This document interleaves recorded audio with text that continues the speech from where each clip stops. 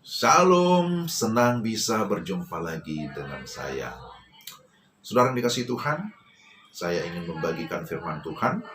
Mari kita berdoa terlebih dahulu. Tuhan, kami mau merenungkan firman-Mu, pimpin dan terangi hati kami. Dalam nama Tuhan Yesus. Amin.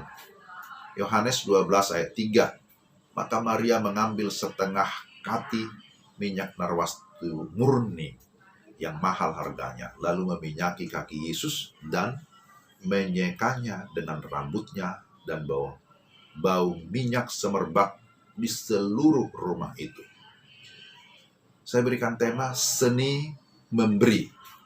Seni memberi.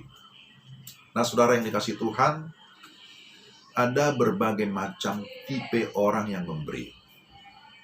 Ada yang memberi supaya dilihat orang, supaya mendapat pujian. Ada juga yang memberi karena terpaksa, karena sudah terus-menerus didatangi. Ada yang memberi dengan kasih yang tulus. Seberapa sering saudara memberi dan apakah memiliki kesenangan berbagi? Saya tidak tahu. Namun dalam bacaan kita, Yesus memberikan pujian kepada Maria sebab dia memberi persembahan yang terbaik dan motivasinya juga benar. Seperti apa memberi dengan benar? Nah, yang saya sebutkan tema tadi seni memberi. Jadi saya sebutkan ini sebagai sebuah seni atau sebuah keterampilan, artinya kita juga perlu melatih diri bagaimana memberi. Pertama, memberi itu sebagai tindakan kasih dan iman. Dikatakan di dalam perikop Yohanes pasal 12, sebenarnya kalau kita baca mulai ayat 1 ya sampai dengan ayat 8, Maria mengurapi Yesus. Ya, dia mengurapi sebagai tanda kasihnya, kasih yang sejati.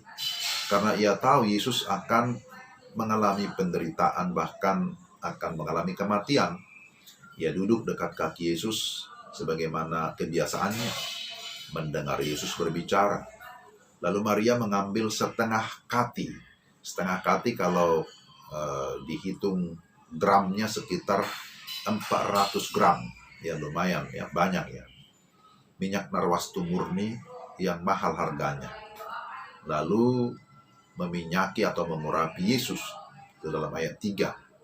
Harganya sekitar 300 dinar, hampir sama dengan upah pekerja selama 1 tahun. Ya, hampir 1 tahun ya, karena 1 hari 1 dinar. Maria melakukannya dengan kasih dan dengan iman, karena ia mengakui karya Yesus untuk keselamatannya. Jadi kita lihat di sini bahwa Maria tidak mau menyia-nyiakan kesempatan. Dia memberi selagi dia masih hidup, selagi masih ada kesempatan. Bagi orang yang memiliki kasih Kristus, ada prinsip yang harus kita pahami.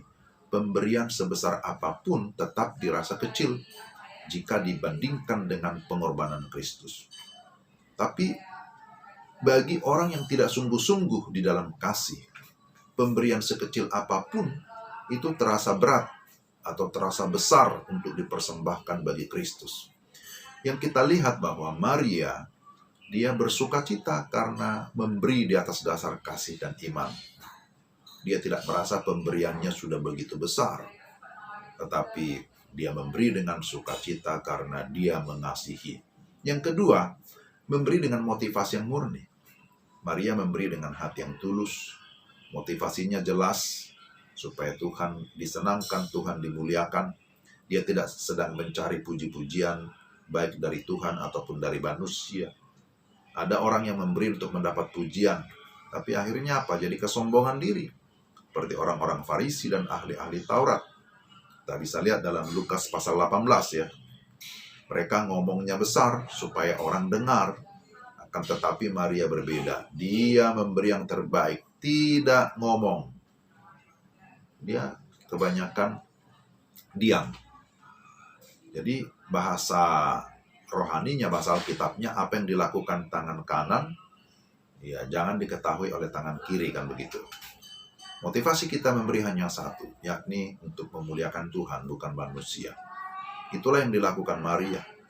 Beda dengan Yudas Iskariot yang memiliki motivasi untuk memperkaya diri. Motivasinya jahat atau pura-pura baik, seolah-olah dia sedang memikirkan orang miskin untuk dilayani. Dia berkata, wah, lebih baik dikasih kepada orang miskin. Ya, hasil dari penjualan minyak itu, tapi itu hanya modus saja sebenarnya. Modus untuk dia mendapat proyek baru dan mendapatkan uang. Yudas berpikir, apa yang bisa aku dapatkan? Apalagi yang bisa aku dapatkan? Nah, ini adalah pola pikir Yudas karena dia mau memperkaya diri. Ya, tapi Maria berpikir, apalagi yang bisa aku berikan untuk menyenangkan Tuhan? Jadi ini menjadi prinsip kita juga sebenarnya. Jangan selalu berpikir, apalagi yang aku dapat, tapi apa yang bisa aku beri? Tuhan sedang melihat hati yang tulus memberi. Yang ketiga, memberi dengan kerendahan hati.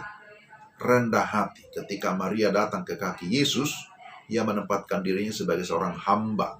Pada waktu itu, ya dia membuka tulung rambutnya, sesuatu yang tidak lazim dilakukan perempuan Yahudi, apalagi di depan umum. Ia merendahkan dirinya dan menempatkan kehormatannya di kaki Yesus. Maria menyadari ketidaklayakannya. Dalam budaya Yahudi pada umumnya wanita tidak dianggap, tapi bagi Maria mengurapi kaki Yesus itu sudah cukup baginya. Ia menyeka dengan rambutnya. Bukankah rambut itu lambang mahkota bagi wanita? Ia berani menggunakan yang paling baik, walaupun untuk hal yang dipandang kecil atau rendah oleh dunia ini. Jadi ini menarik sekali saudara. Mari kita mempelajari dengan sungguh-sungguh firman Tuhan. Ya, Mother Teresa pernah berkata begini, kita harus memiliki hati yang besar untuk melakukan hal yang kecil. Tindakan Maria yang rendah hati mendapat perhatian dari Yesus. Dan akhirnya Yesus berkata, biarkanlah dia melakukannya mengingat hari penguburanku. Yohanes 12 ayat 7. Yesus tidak mencela, tetapi menerima dan membenarkan tindakan Maria. Jadi saudara, mari kita belajar memberi dengan cara dan motivasi yang benar supaya kita berbahagia.